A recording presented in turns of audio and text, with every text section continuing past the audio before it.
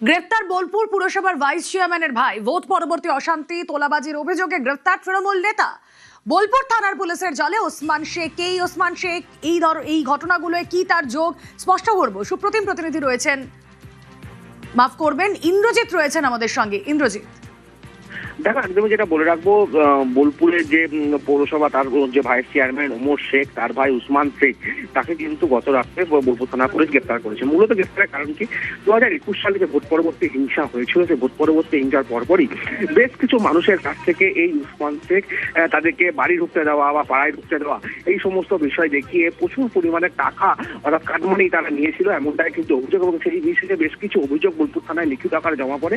তার ব্যক্তিতেই কিন্তু পুলিশ গত রাত্রে এই উপপৌরপতি তার ভাই উসমান শেখকে কিন্তু ইতিমধ্যে গ্রেফতার করেছে। ওকে,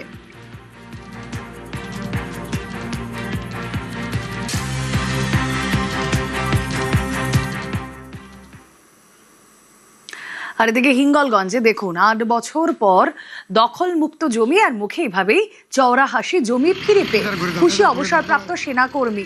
হিঙ্গলগঞ্জের শান্ডেল বিলেতে জমি দখলের অভিযোগ, তৃণমূল ঘনিষ্ঠদের বিরুদ্ধে জমি দখলের অভিযোগ। কথা বলবো, প্রতিনিধি অনুপম থাকবেন আমাদের সঙ্গে।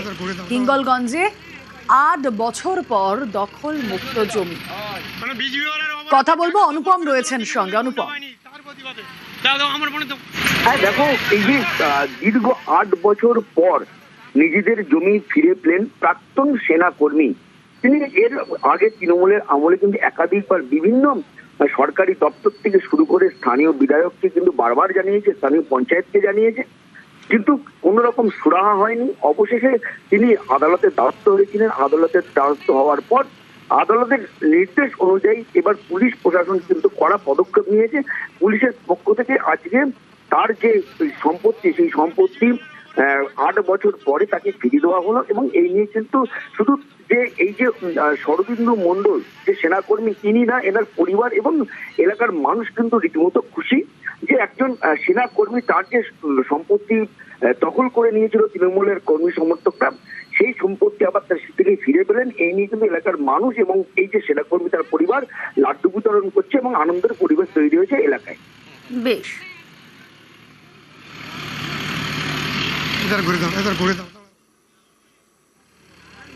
কর্মাধ্যক্ষ মহাবীর আমবাড়িয়া বাড়ি। এরকম কোর্টের কাগজ আমার বাঁ পকেটে থাকে, তারপরে আমি পুলিশের কাছে যাই, পুলিশ অনেক সময় পরে আসে, এসে আবার দেখে চলে যায়। কোর্টের আদেশ অনুসারে আমি দখল পেয়েছি, তাই আজকে জমি চাষ করছি। সেই খুশিতে আমি লাড্ডু বিতরণ করেছি। বর্তমানে অনেক আনন্দিত। সংস্কারের জন্য বরাদ্দ কোটি টাকা, অভিযোগ তারপরও দশা ফেরেনি পুকুরের। কচুরি পানায় এখনো ঢেকে কৌশল্যা। এবার পুকুর বাঁচাতে মুখ্যমন্ত্রীর দরবারে যাচ্ছে খড়গপুর।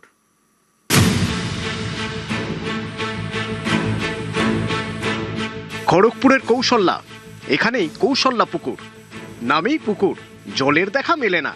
কৌশল্যা ঢেকেছে কচুরি পানায়, চারপাশে আগাছার জঙ্গল, ঘাটের গায়ে ফাটল, সংস্কারের অভাবে বেহাল দশা পুকুরের।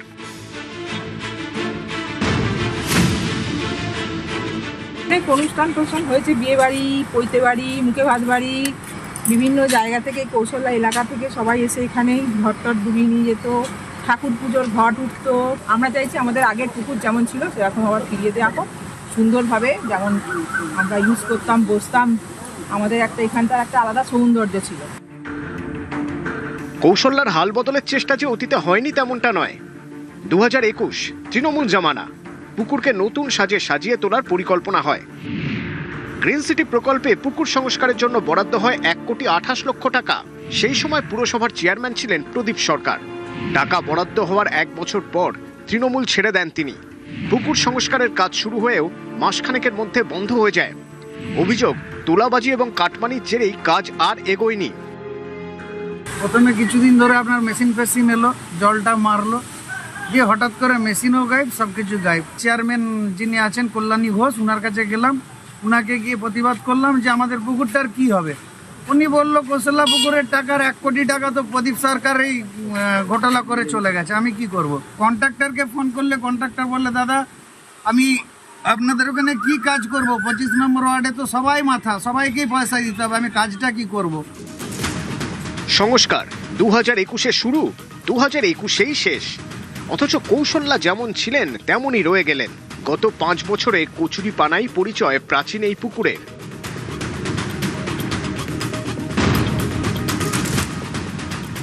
কারোর বাড়িতে কেউ মারা যায়, ঘাট কাজ হয়, সবার মাঙ্গলিক কাজ এখানেই হয়। ইভেন অন্নপ্রাশন থেকে শুরু করে সেই ঘাটটার অবস্থা আগে আপনি দেখুন, পুকুরটার দিকে তাকান, তাকিয়ে ছবি উঠিয়ে দেখুন কি কন্ডিশন করে গেছে।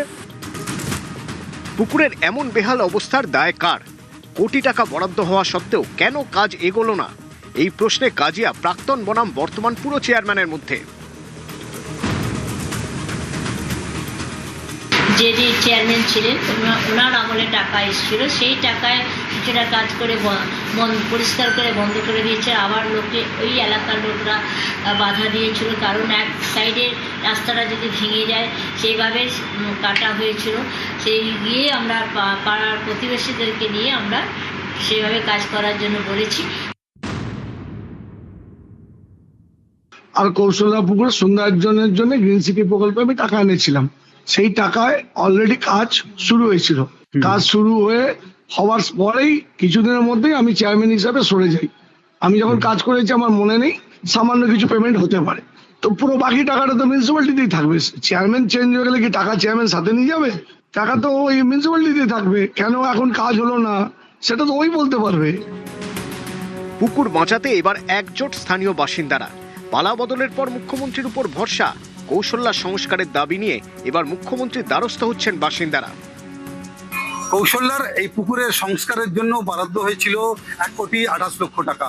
সেই টাকা গেল কোথায়? প্রশ্ন তুলছেন স্থানীয় বাসিন্দারা। এবার রাজ্যের মুখ্যমন্ত্রীর দ্বারস্থ হচ্ছেন স্থানীয় বাসিন্দারা। তরজাও তুঙ্গে হয়েছে প্রাক্তন ও বর্তমান চেয়ারম্যানের মধ্যেই। পশ্চিম মেদিনীপুর থেকে শঙ্কর রায়, নিউজ 18 বাংলা।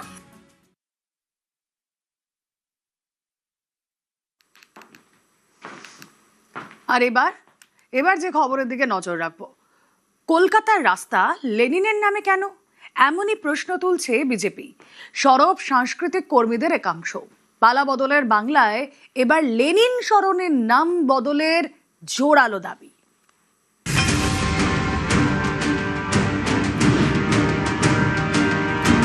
যার সঙ্গে ভারতের কৃষ্টি, কালচার, সংস্কৃতি, যে ভারত নামটা জীবনে হয়তো মুখে আনেনি, যে ভারতবর্ষ বলে একটা দেশ আছে কিনা সেটাও জানতো কিনা আমি জানি না, তাকে এত গৌরবান্বিত করার এখানে প্রয়োজনটা কি? বিজেপি জন্মের আগে থেকে লেনিন স্মরণী, আসলে কোনো কাজ নেই। তৃণমূল একই কাজ করেছিল, নাম বদলাও, রং বদলাও।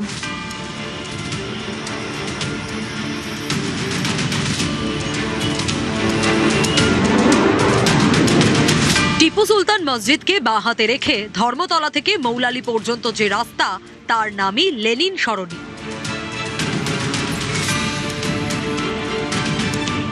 রুশ বিপ্লবে বলশেভিকদের নেতা ভ্লাদিমির লেনিন,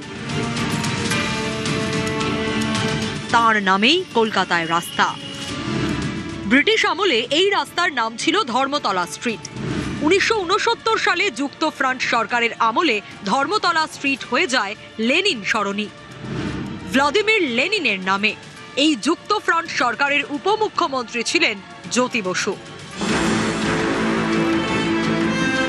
অনেকে বলেন, বাম আমলে নেতারা মাছ ভাত বললে কর্মীরা শুনতেন মার্ক্সবাদ। বামপন্থা মিশে গিয়েছিল বাঙালির আটপৌরে জীবনে। তাই কলকাতায় যখন লেনিনের মূর্তি বসানো হয়, হয়তো কেউই প্রশ্ন তোলেননি। এই কলকাতাতে এদের মোগল পাঠানের নাম থাকবে না। বিদেশি ভগিনী নিবেদিতা ছাড়া অন্য কারোর নাম রাখার ক্ষেত্রে 5 বার ভাবতে হবে। পালা বদলের বাংলায় এবার লেনিন সরণির নাম বদলের দাবি। বিজেপির প্রশ্ন, কলকাতার বুকে কেন লেনিনের নামে রাস্তা থাকবে? বাংলার ইতিহাসে কিংবা বাংলার সংস্কৃতিতে লেনিনের অবদান কি? যার সঙ্গে ভারতের কৃষ্টি, কালচার, সংস্কৃতি, যে ভারত নামটা জীবনে হয়তো মুখে আনেনি, যে ভারতবর্ষ বলে একটা দেশ আছে কিনা সেটাও জানতো কিনা আমি জানি না, তাকে এত গৌরবান্বিত করার এখানে প্রয়োজনটা কি? রবীন্দ্রনাথকে অনুসরণ করে বলছে আমরা বিদেশিতে অনেক পুজো করলাম, এবার দেশের ঠাকুরের পুজো পাক না, লেনিন সরণির নাম পরিবর্তন হবে, ওটাই বুদ্ধদেব বাবুর নামে হলে আমাদের তাতেও কোনো আপত্তি নেই। আমি শুধু মনে করিয়ে দিচ্ছি সজল বাবুকে, উনি তখন তৃণমূল ছিলেন যখন জ্যোতি বসু নগরের নামটাকে ওরা বদলে দিয়েছে। বুদ্ধদেব ভট্টাচার্যের নাম করা উচিত তো বটেই, করতেই পারে। বিধাননগর নামটা জ্যোতি বোস দিয়েছিলেন, ওটাকে বলে গণতন্ত্র, গণতন্ত্রের বোধ। জ্যোতিবাবুর নামে যেমন নগরের নাম থাকাটা স্বাভাবিক ছিল, ওরা ভেঙে দিয়েছে, তেমন করে বুদ্ধবাবুর নামেও নিশ্চয়ই নাম হতে পারে।